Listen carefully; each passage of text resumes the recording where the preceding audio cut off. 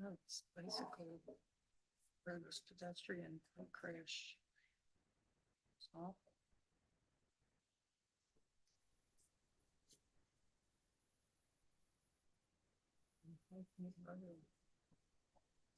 That person died. Their injuries.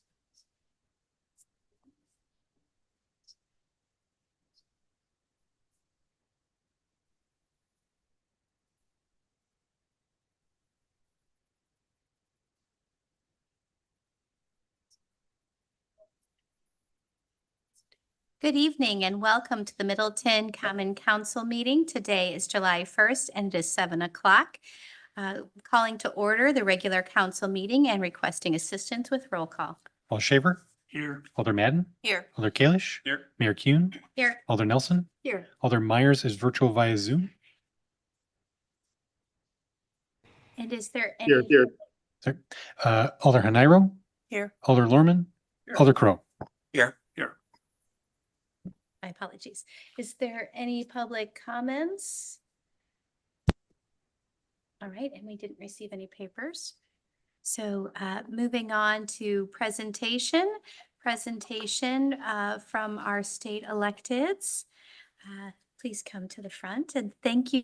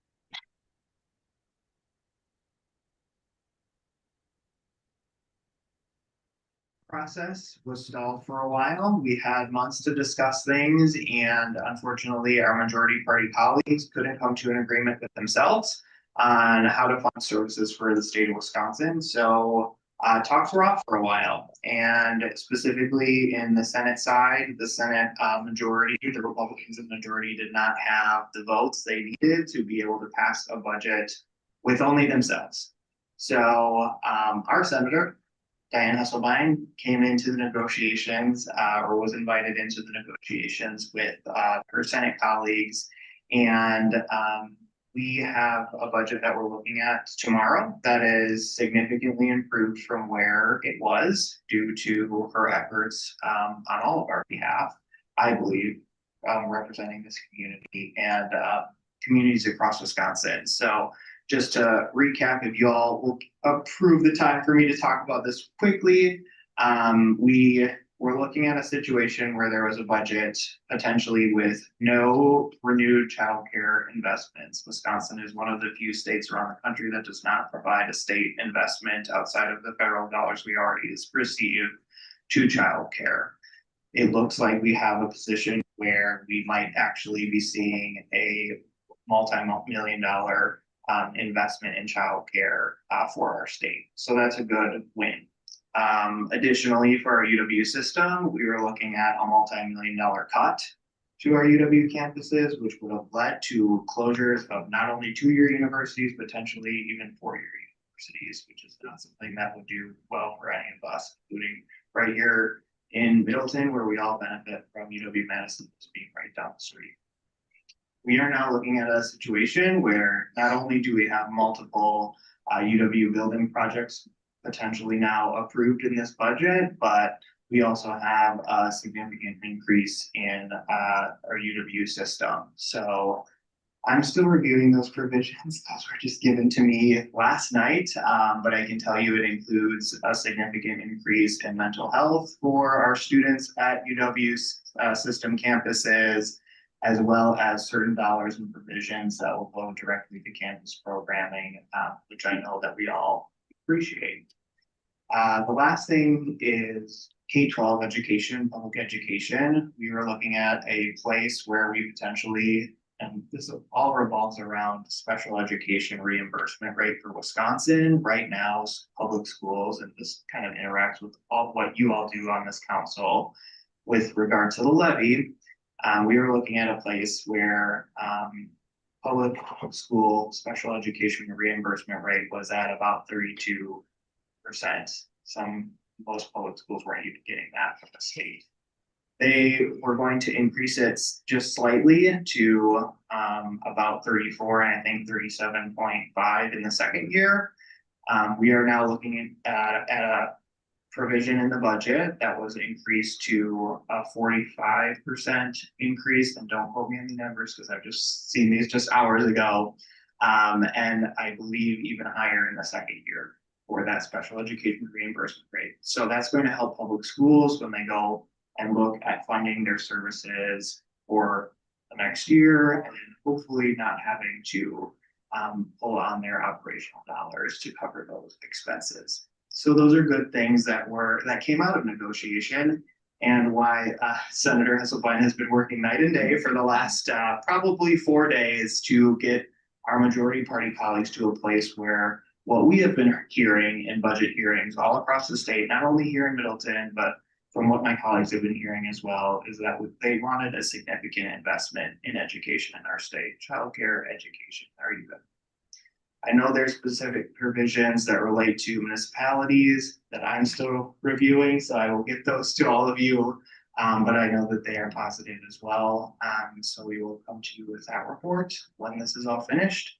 We are both supposed to be in tomorrow to have final discussions about this budget and hopefully see it done by the end of the week so that we can all move on and hopefully enjoy our summers, depending on what the federal government decides to do. So thank you for allowing me that update. I feel like it was important to make that public to all of you, and details can be found. Well, you can find them on my social media, but also on the governor's website related specifically to that deal that was reached recently. So that's what I have. Great. I'm gonna pause you just to hear from the council if anyone is super excited about some of those topics. I know childcare is huge, and I know those working families out there would really appreciate that. Our UW friends have a lot of professors and students that are here in the city of Middleton, and the K through 12, of course. Does anybody want to give feedback from what you've heard at doors from constituents? More questions, I'll do my best with questions. A simple procedural question. Is this a joint budget, or do you have to reconcile this? So the hope is that we wouldn't have to pass it back and forth. It's a little bit different than what they're doing at the federal government, where they've passed it through the US House. I believe it was just passed by the US Senate, and now it's going to go back to the House to reconcile. In Wisconsin, we have our joint finance committee, so the Assembly and the Senate are both reviewing the budget amendments as it goes through. So procedurally, we're both taking it up tomorrow, the Senate and the Assembly on the same day. I don't know how frequently that happens, but we are on a timeline. We do want to get a budget passed because we are past the fiscal year now. And we also need to be responsive to what the federal government is doing, because I think they will have a budget potentially by the end. Also on paper, who's got this much power? Somebody's swinging. Yeah, I mean, and it's a position that we really haven't been in before, where we have legislative maps that have provided a little bit more balance in our state government, and we are able to get a budget that is a little bit more reflective of what the majority of folks in Wisconsin. That sounds nice. I'm glad to hear that. Glad you're working with your peers across the aisle that you're at the table. Does anybody? Yeah. Yeah, one of the things recently that's come up, the university system talked about doing severe cuts because of a shortfall in the 101 funding category. really about 7% across the board, which would be directly impacting faculty, staff, anything like that. And it said that this budget package, that 87 million cut won't be on there, but there are the funds that will be put back towards the university system will be with restriction. Correct. So you raise a good point. This budget deal is certainly not perfect. And I know that there were certain, shall I say, extractions made or trades made to be able to get us from a place of making an $87 million cut to a place where we're investing instead. And I know that there were some restrictions that the majority party definitely wanted from our interview system. I'm actually I was reviewing those proposals as I was sitting here and as I was coming into to understand what the significant impact might be, and what we might have to go back to later, just to make sure that folks are whole. I will start by saying, as you probably know, our four-year universities are 43rd in the nation for state support. That's state investment. And we were looking at a place where we could have been dead last. So hopefully this investment is a good place to start, but significantly there are places that we need to go after this, and hopefully in the next 2-year budget that we can recover and help support our students, faculty, and staff, because they need a little bit more support. But thank you for bringing that up. Great questions, everyone. So Alex, just so you know, the video system isn't working while you're talking, so hopefully. Yes, Okay. the audio is, so hopefully your staff aren't trying to, capture you as you fabulously present. But I did check in with Charles, so for Brian to know, I checked in with Charles to see if he had any questions for you, and he said he's all good. Okay. So one of the things, I'll ask about the Nelson Stewardship Fund and funding for PFAS. I know that's not such an issue here in Middleton, but it's an issue that needs to work. No, I mean, and definitely an issue that is significant across our district, and I know Middleton benefits from funds such as Nelson, and PFAS is only going to continue to become an issue in our state and across the nation if we don't address it. I'll start with Nelson. This issue specifically in the last 2 days is probably something that I've heard most about from my constituents. So everybody, whether you're listening online or whether you're here, I have heard that we want a 10-year reauthorization and we want significant funding to back that. What we are seeing right now is that it probably will not, actually, I know it will not be included in this budget that we pass tomorrow. That's concerning, of course. There is a standalone bill that reauthorizes for 4 years and provides obviously less money with that, and several other restrictions. So we hope to work on that bill and make it better, make it a little bit more tenable for our communities, what you all are sharing with me and legislators across the state to make sure that we're investing in conservation. I mean, just the return on investment alone in economic activity is crucial, but also, it's our value. We run a sustainable community, and folks come here for the Pheasant Branch Conservancy, for our outdoor recreation opportunities. And that's something that Nelson provides. I hope to see it come back in the fall. We are certainly going to keep pushing for it. I know Senator Husband spoke about this a couple of days ago, that she'll keep pushing for it as well. So we hope to see that. PFAS. I know that specifically in this budget, there is a $700 million increase in being able to address clean water. Of course, we missed out on that opportunity to be able to get the $125 million that was already allocated specifically for PFAS. That lapsed. So because the Republican controlled Joint Finance Committee didn't do anything with that, unfortunately, we lost that, or it lapsed back into the general fund. So we hope to see more efforts coming again this fall. related specifically to that. I know there are specific holdouts in the Senate Republican majority on PFAS and being able to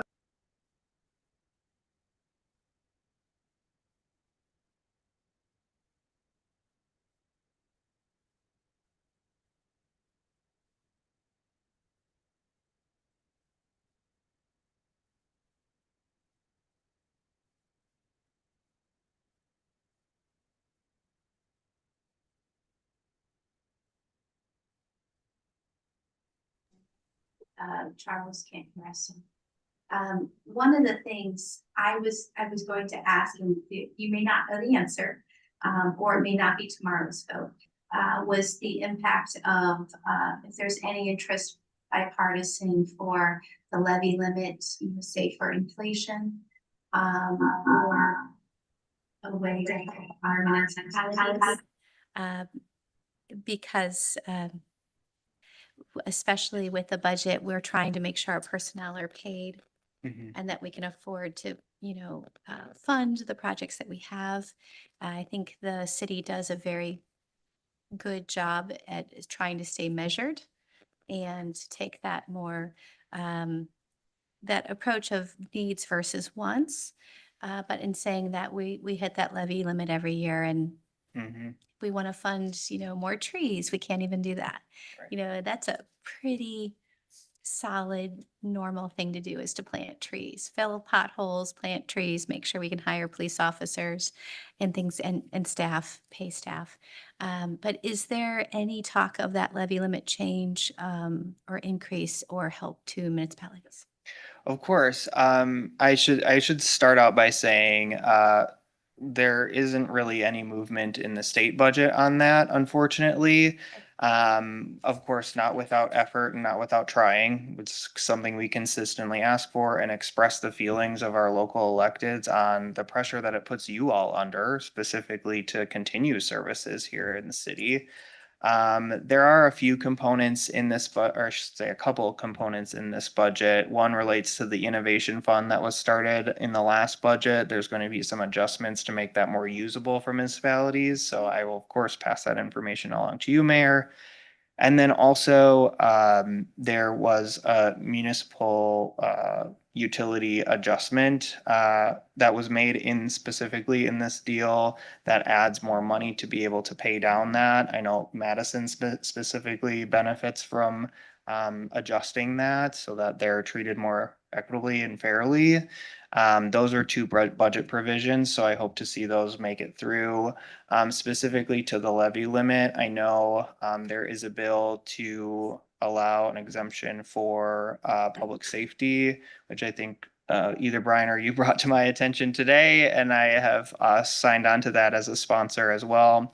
Thank you for that. Of course, I like to be responsive to my community here. But we want to see, of course, more movement to be able to allow you all the flexibility to be able to fund the services that our residents are expecting us to fund. So stay tuned. We'll see how all of those things proceed, and then, of course, pick up and continue conversations about that. Yeah, I think I'll Great. end there. Thank you for sharing that.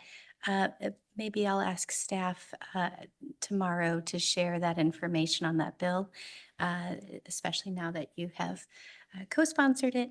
I'm trying to see, Charles says he has audio again. All right, great. So we're tracking. Was there any other questions? Because I know we love a good budget. In case you haven't seen, he has great videos on his social media that explains the budget.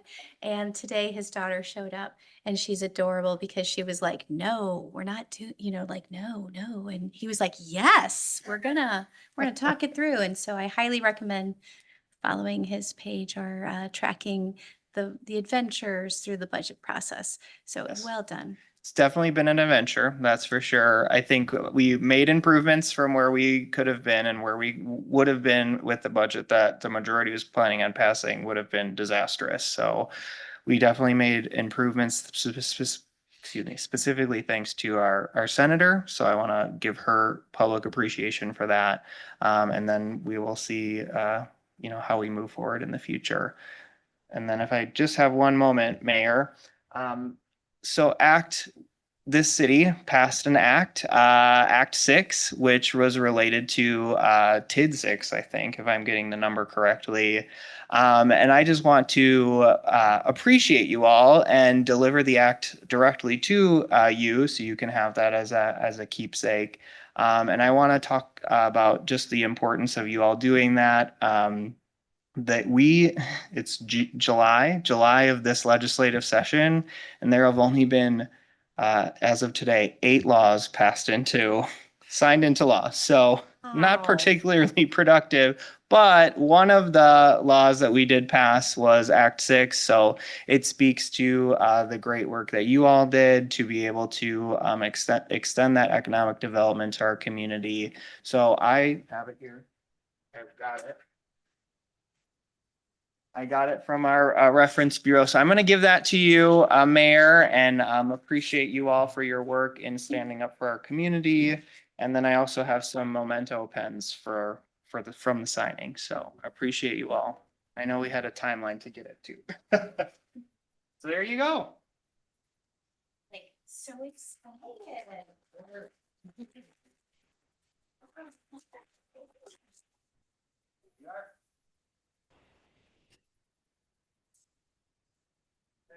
Okay. It's the act as written, and then there, apparently he signed it with 3 pens, so, however you wish. Thank you all, I appreciate the opportunity. Thanks for Thank you. coming. Thank you. This is for your family time, and please tell Senator Hasselbein how for us. Will do, I will. And thank you all for your service. Elected officials right now, specifically at the local level. It's a hard job, so I appreciate all of you and stepping up for our community. So thank you. Thank you, Mayor. Thank you. Thanks, Alex. Thank you.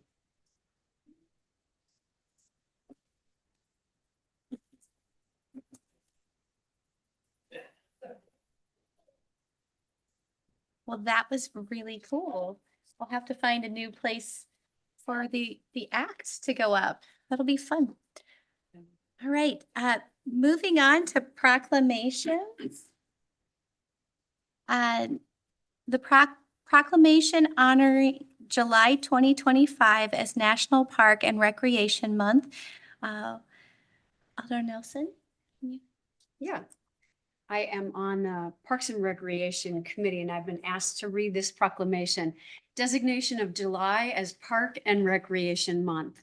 Whereas parks and recreation are essential to health, well-being, and quality of life in the city of Middleton. And whereas Middleton's Parks and Recreation Department provides spaces and programs that promote physical activity, healthy lifestyles, and community engagement for residents of all ages. And whereas access to nature through our parks, trails, and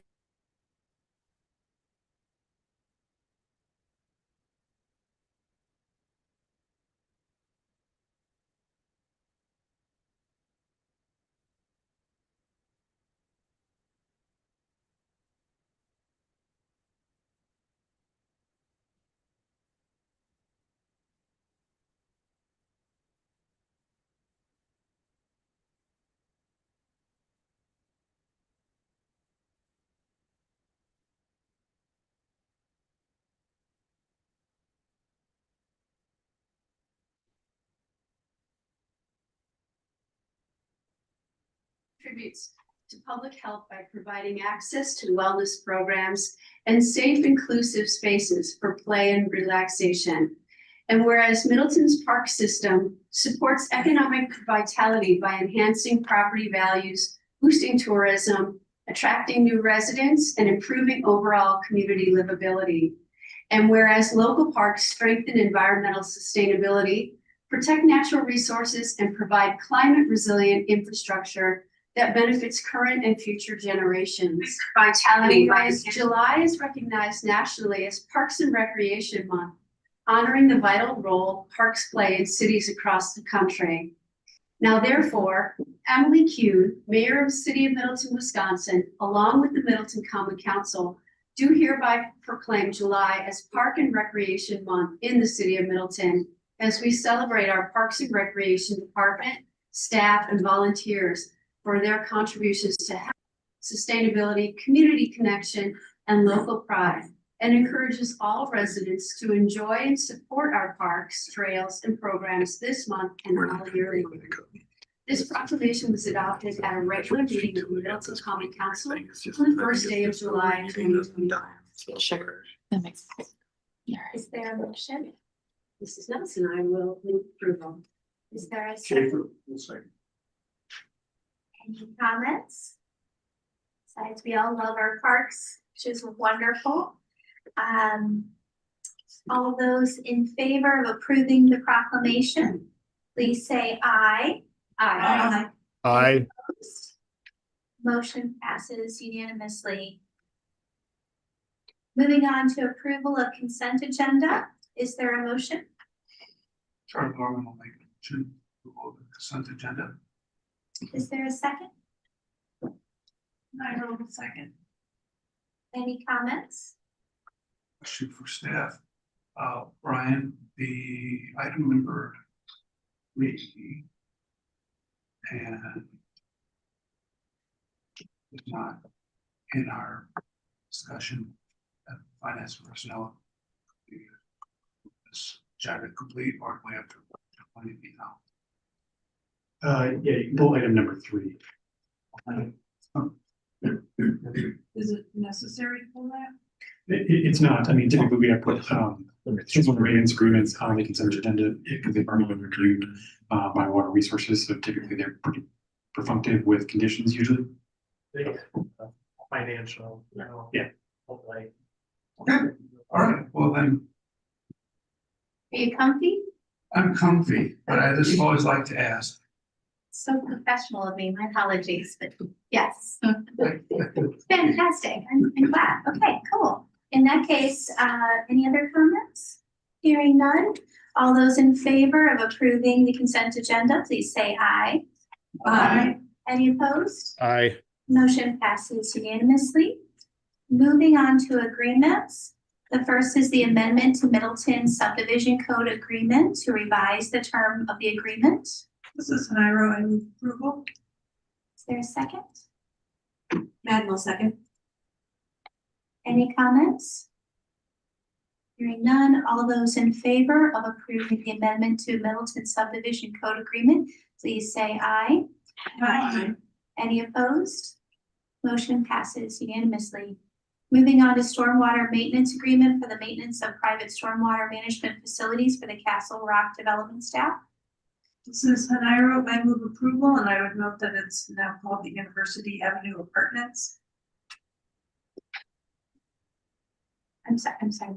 The name of the apartments is University Avenue Apartments. We used to, I mean, it's still the Castle Rock development, but that's not what it's gonna be known as. Thank you. And I said staff at the end of that, my apologies. Is there a second? Schaefer will second. Fantastic. Any comments? Hearing none, all those in favor of approving the stormwater maintenance agreement for the maintenance of private stormwater management facilities for the Castle Rock development, also known as University Avenue, please say aye. Aye. Aye. Opposed? Motion passes unanimously. Moving on to committee appointments, the appointments of Umaima Al-Alam to the Landmarks Commission and the reappointment of Gayatri Dinakaran to the Public Works Committee. Is there a motion? Myers, I'll move approval. Norman will make that motion. Nelson will second. Any comments? Hearing none, all those in favor of approving Umaima Al-Alam to the Landmarks Commission and reappointment of Gayatri Dinakaran to Public Works, please say aye. Aye. Any opposed? Motion passes unanimously. Moving on to discussion, any updates on committees, commissions, and boards by council members? And I am checking in with Charles, so if you've been seeing me texting, that's who I've been working with. Just so you know, it's been kind of going in and out, but it keeps coming back up, so he's okay. Yeah, I just passed it on to a council members, tonight, at finance personnel, the last item on the agenda was for discussion only review of, an appraisal and enormous amount of information regarding capitalized, and I would encourage everybody to spend some time going on that. It's a lot of information. There's a lot there. We had a good discussion regarding that, and some very good ideas and thoughts were raised as well. Thank you, Alder now. And yeah, so thanks. Any other? Yes. I just wanted to let everyone know next Wednesday, July 9th at 12 p.m. the Dane County Cities and Villages Association will have a virtual meeting. Middleton is the nominal host. And we'll be hearing from Jason Valerius from Carpsey and Alex Andros from the Greater Madison MPO. And there will be a legislative update from Ford McIntosh, who is DCCDA's lobbyist. And after hearing what Representative Jors had to tell us about the budget, I'm sure it'll be a really great legislative update. Ford does an excellent job. Well, that'll be exciting, especially with the budget hopefully approved. So great update. Any other? Okay. Well, with that, we're going to move to adjournment. Thank you everyone for coming tonight and have a great one.